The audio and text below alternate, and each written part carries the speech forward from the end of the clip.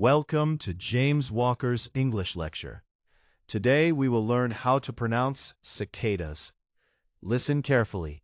Cicadas. Again, cicadas.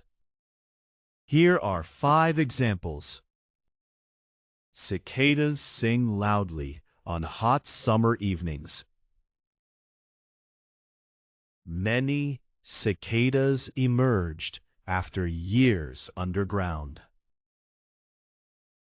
The trees were filled with the buzzing of cicadas.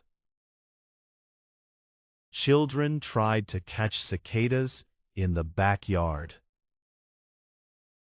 Cicadas shed their shells on the tree bark. Now you know how to say cicadas. Thanks for learning with James Walker.